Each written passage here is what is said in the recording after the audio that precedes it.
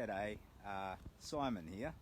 Sorry, after the slightly frenzied last stream, I thought I'd come online again and let you know that I'm safely camped. Well, safe is a relative term, I guess. So I'm right near the side of the road, but there's a barrier. So, you know, if a car came off the road, the likelihood of me getting, caught up in it is pretty low. But I'm actually highly visible. It's a pretty dodgy spot.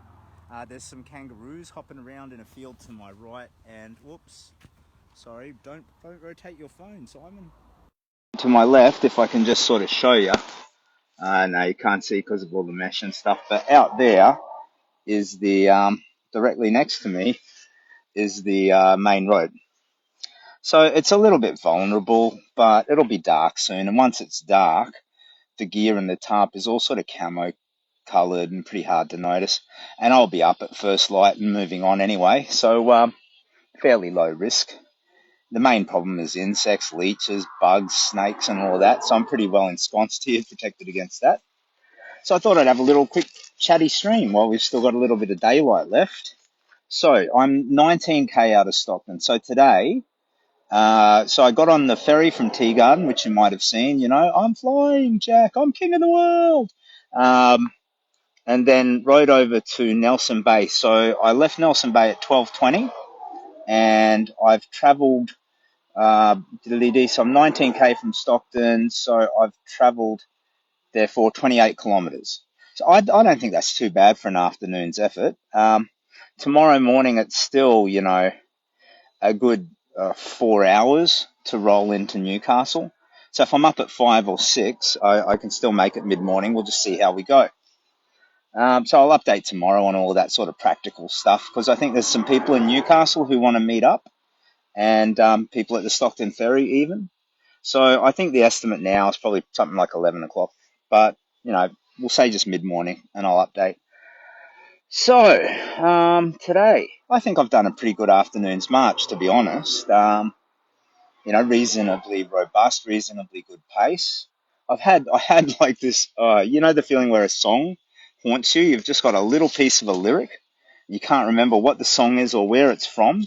So I had this song, and it just had something to do with how I don't have to walk. There's no more walking. And it was just like on the tip of my tongue, and I couldn't find it. But then I figured it out. And, you get that moment where it's like a light bulb going off in your spirit. It's not just your mind. It's like, I got it. It's like scratching the itch and the perfect moment of satisfaction. So the song about not having to walk was Cat Stevens, and it's like, I'm being followed by a moon shadow, moon shadow, moon shadow. And if I ever lose my legs, I won't moan, I won't beg. And if I ever lose my legs away, I won't have to walk no more.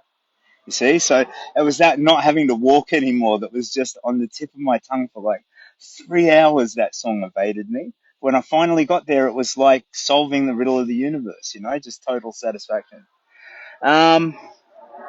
Anyway, so here I am in quite a vulnerable, dodgy little roadside camp, and tomorrow I won't really foreseeably roll into Newcastle until lunchtime. And the plan is that Fenley track, an old railway track that's been converted to a walking and bike track down into Swansea and Sydney.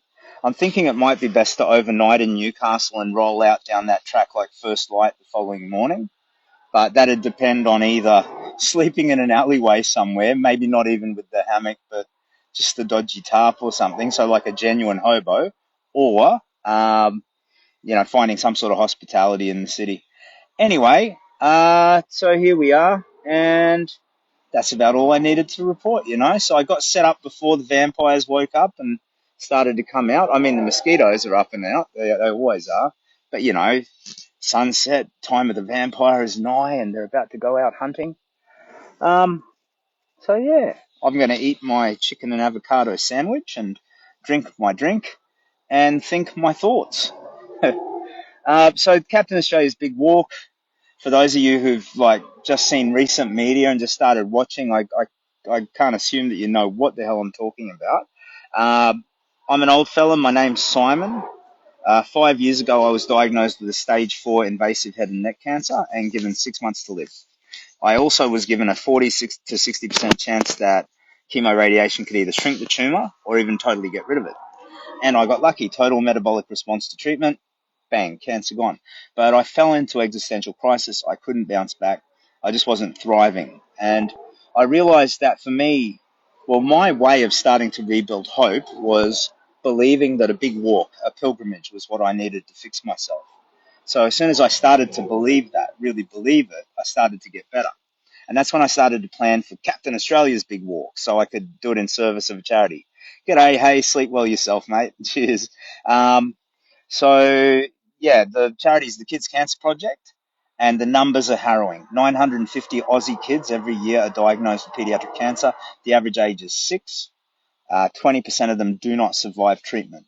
So that's 3 kids every week are dying. 3 average age 6 children, Aussie kids, are dying every week of pediatric cancer. And the ones who survive have to deal with the same sort of grueling garbage that I did, the side effects that no child should have to endure. So I still have daily pain. I still have all kinds of clinical side effects of the cancer, but I am great and I am at peace with that. You know, I've reconciled all of that stuff, but no child should have to carry that burden. Okay, so that's what the charity is all about. I believe in it with all my heart, and when I march, I've just got that mantra in my mind. You know, if we can just save one child, we can just save one child. And let me do a shout out to my mate R Archer, buddy.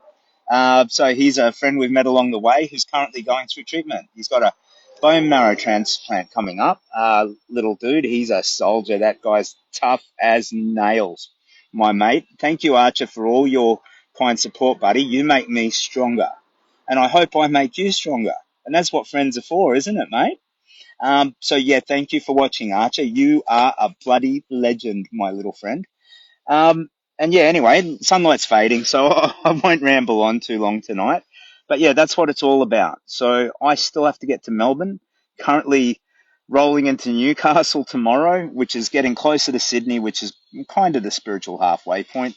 Um, so then I will have a little mini celebration, kiss the ground at Martin's Place or whatever, and yeah, do the final push into Melbourne. And then I'll kiss the ground at Federation Square and go home and see my kids again. So yeah, old fool, old fool. Did I say I'm an old fool? I think I did. Well, I'm kind of showing that I am. I told you the Moon Shadow song. What else? Oh, somebody asked me to sing a bloody Elton John song that was on in the ferry, but nah, you're not there, you're not watching, so I'm not going to do it. Ha! All these bloody singing.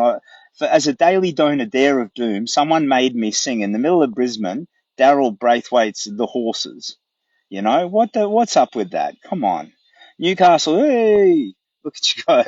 Yep, so almost there, buddy. And then, yep, down into Sydney. So when I'm crossing the Harbour Bridge and sussing out the Opera House, that for me is going to be a moment, a key moment.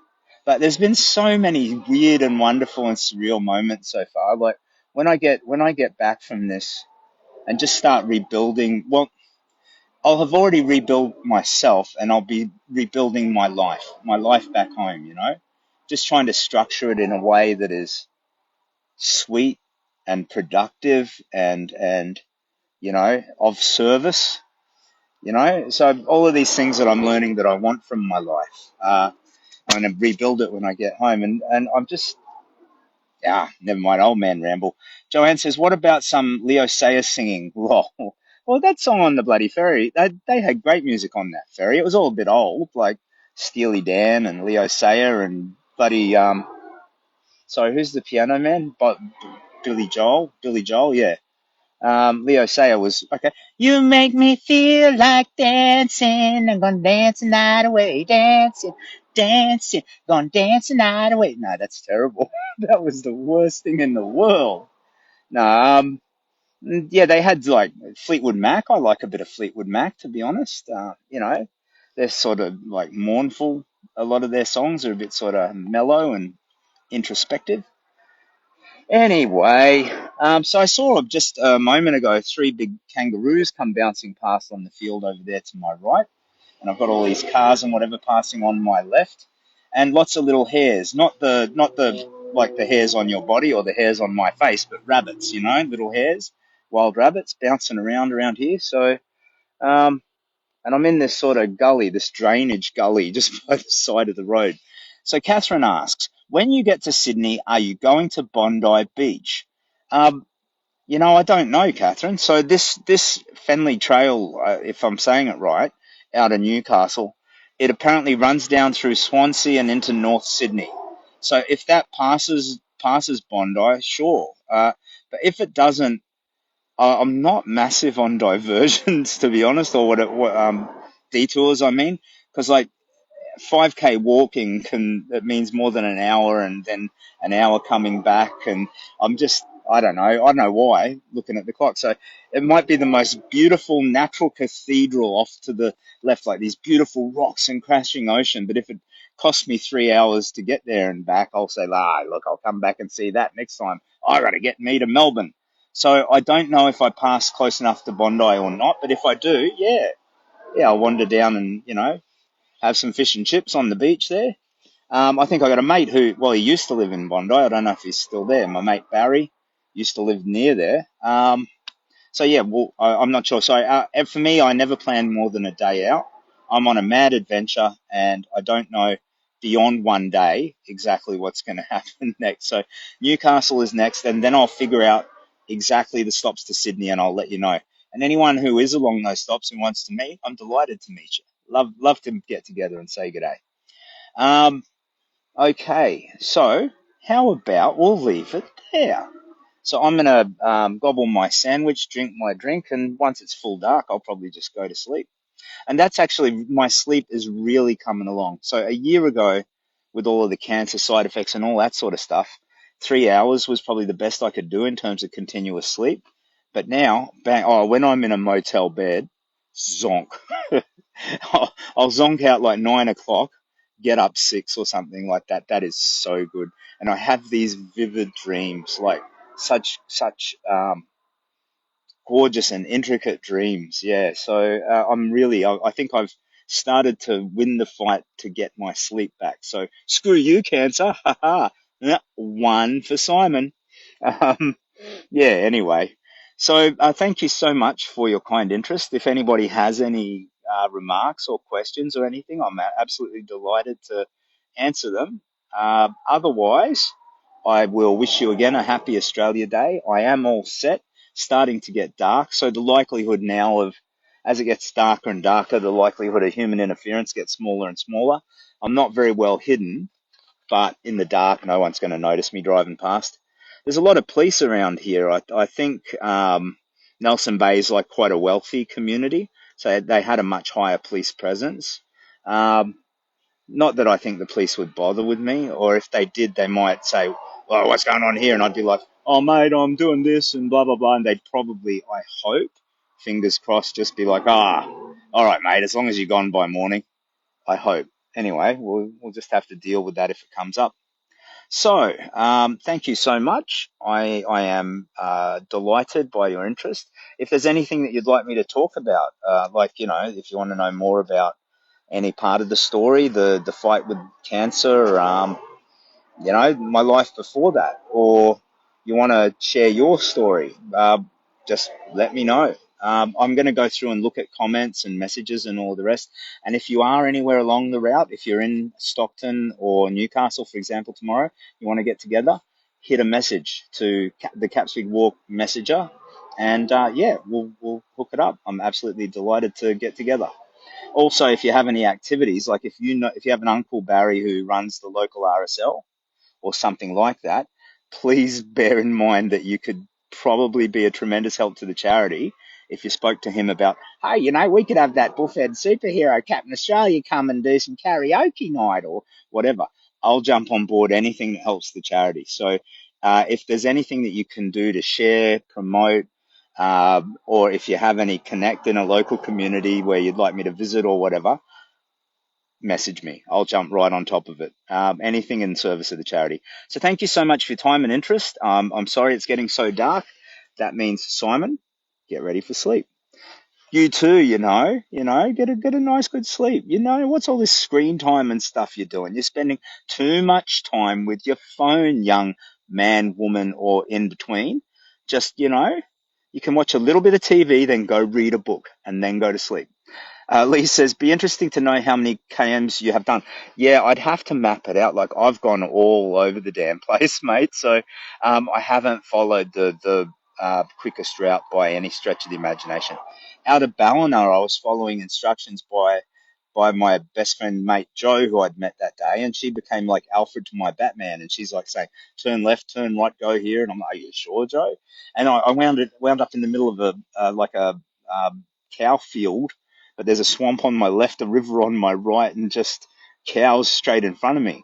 And meantime, no service, so she's completely dropped off. So she led me there and vanished, almost like she's like trolling me. But I just pulled out the compass, headed west, found a road, and all's well that end well. Had a great adventure. But it's really hard to kind of reconstruct the kilometers from that.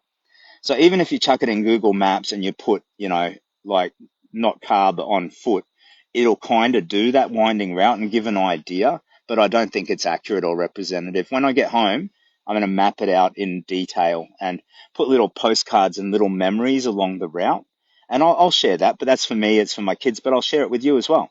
So that should give us a final number for however far I've traveled to get to Melbourne. But yeah, look, thank you so much for your interest. It's getting full on dark now. You can no longer see my pretty face. So what's the point of being here? All right. Well, good night. Wish you well. Happy Australia Day. And tomorrow is Newcastle. Newcastle. A new castle. We shall build a castle at Newcastle. I'm supposed to somebody dared me to build a sandcastle. I don't know if it was a legitimate daily donor dare of doom, but they did want me to do it. I don't know why. I guess it's sort of like pretty zen. You build a castle, smash it down. It's, the cycle of life. Anyway, I'm rambling again. Good night. Farewell. Take care of yourselves. Bless you. Thank you for your interest and all the best.